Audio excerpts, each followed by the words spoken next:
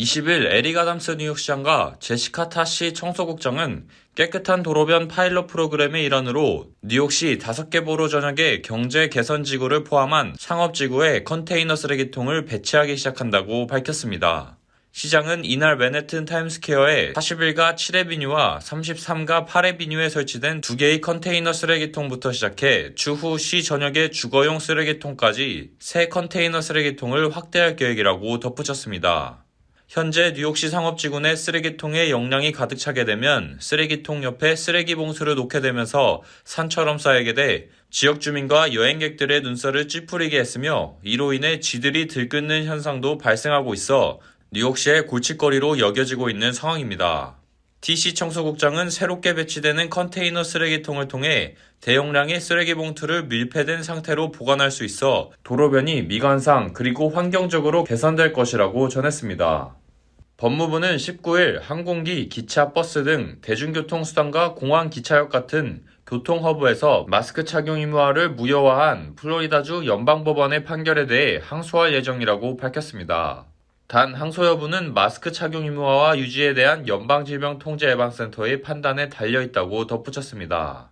하지만 실제 항소가 이뤄질지는 확실치 않은 상황입니다. 이번 판결과 상관없이 연방대중교통 마스크 의무화 조치는 다음 달 3일 만료 예정이었기 때문입니다. AP와 시카고대 여론조사센터가 공동 시행한 여론조사 결과에 따르면 미국인의 56%가 비행기, 기차 등 대중교통에서는 마스크 착용을 의무화하는 것을 지지하는 것으로 나타났고 24%는 대중교통 마스크 의무화에 반대하고 20%는 별다른 의견이 없는 것으로 집계됐습니다.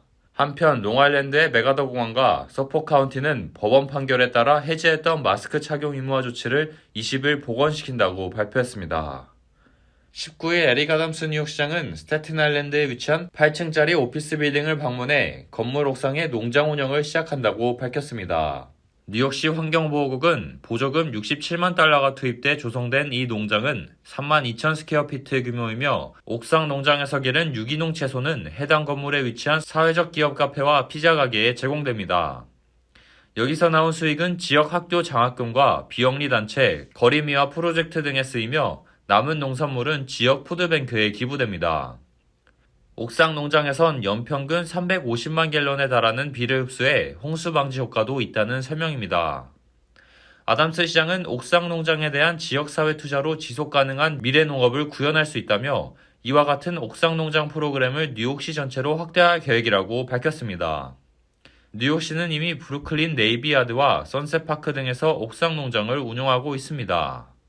캐시 호컬 뉴욕 주지사 역시 같은 날 맨해튼 제이콥 제비치 컨벤션 센터 옥상에서 생산된 농작물에 뉴욕주 인증을 부여하기로 했다고 밝혔습니다. 작년에 센터 옥상에 완공된 120만 스퀘어피트 규모 농장에선 매년 최대 4만 파운드 농산물이 생산됩니다. 당근, 부추, 케이 등 올해 처음으로 수확된 농작물은 센터에서 열리는 각종 행사에 제공되는 식사에 쓰일 전망입니다.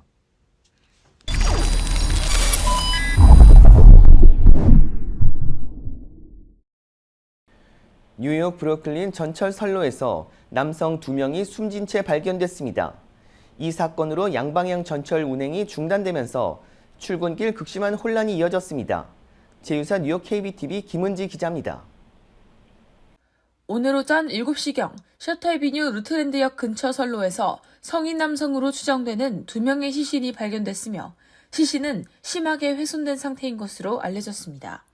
이날 오전 한 열차가 운행 중 선로에서 이들의 시신을 발견해 급히 열차를 멈추고 신고했습니다.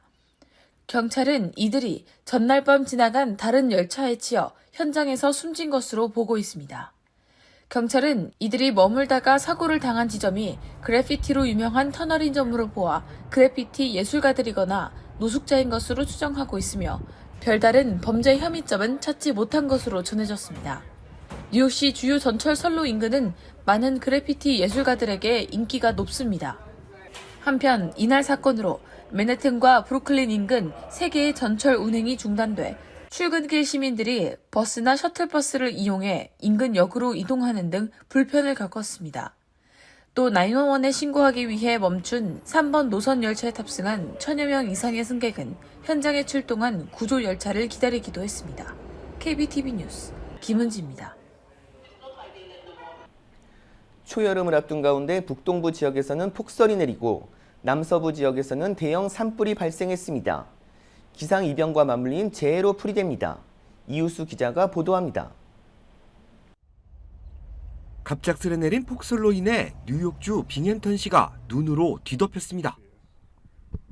팍스뉴스는 이틀간 빙햄턴시에 내린 폭설로 나무가 쓰러지고 도로 곳곳이 차단되는 등 피해가 속출하고 있다고 보도했습니다. 이틀 동안 내린 눈은 무려 14.2인치, 지난 2007년에 기록된 적설량인 13.6인치를 경신했습니다. 폭설로 30여만 가구의 전력 공급이 차단됐고 직장에 나가거나 식료품을 구하러 이동하는 것도 제약을 받고 있는 상태입니다. 뉴욕주 올버니에서는 번개가 치면서 눈이 내리는 이상현상도 관측됐습니다. 기후변화에 따른 것으로 추정됩니다. 해안가와 가까운 보스턴과 뉴욕시에는 눈 대신 폭우와 강풍의 영향을 받아 곳곳이 침수 사태를 겪고 있습니다. 지난주까지 평년 기온을 기록했던 것과 상반된 결과입니다. 국립기상청은 북동부 지역에 겨울 폭풍 경보를 발효했습니다. 눈에 쌓인 나무가 부러져 주행 중인 차를 덮칠 수 있기 때문에 운전자들에게 도로 운행을 자제할 것을 당부했습니다. 반면 남서부 지역에 속하는 애리조나주에서는 대형 산불이 발생했습니다. 산불은 강한 돌풍의 영향으로 화염기둥을 형성하고 있는데 지금까지 20여 채의 가구가 불에 타고 700여 가구가 대피했습니다. 산불 진화에는 200여 명의 소방관들이 투입됐지만 화염을 꺾기에는 역부족인 상황입니다. 국립기상청은 애리조나와 뉴멕시코주에 산불 우려를 나타내는 적색 경보를 내렸습니다. 기상 전문가들은 갑작스러운 기후변화가 지난 30년간 남서부 지역을 더 따뜻하고 건조하게 만들어 산불이 일어나기 쉬운 환경으로 변한 것이 이번 산불의 원인일 수 있다고 설명했습니다. KBS 뉴스 이우수입니다. LA 폭동 30주년을 맞아 한인사회의 지난 30년을 돌아보고 미래의 비전을 제시하는 세미나가 한인타운에서 열렸습니다. 윤범수 기자가 취재했습니다. 불에 탄 한인타운, 2,300여 개 업소가 약탈과 방화로 피해를 입었습니다. 그럼에도 경찰과 언론, 주류라 일컫는 미국 내 구성원 누구도 한인사회의 입장에 서지 않았습니다. 철수하라 그런 거예요. 여러 번 그것도. 아니 경찰이 문제 있으면 들어가야지 왜 철수를 합니까? 그래서 그때부터 저는 이제 무슨 문제가 있구나. 그로부터 30년, 폭동 당시 한인들의 피해 구제를 도왔던 한인은행들의 자산 규모는 50배가 늘어났고 사회문화적으로 한국과 한인 사회를 바라보는 시선도 달라졌습니다.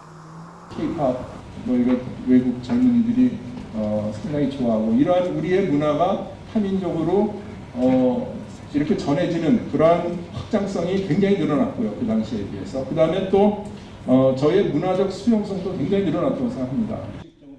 무엇보다 스스로를 대변할 정치적 영향력이 생겼다는 것은 큰 성과입니다.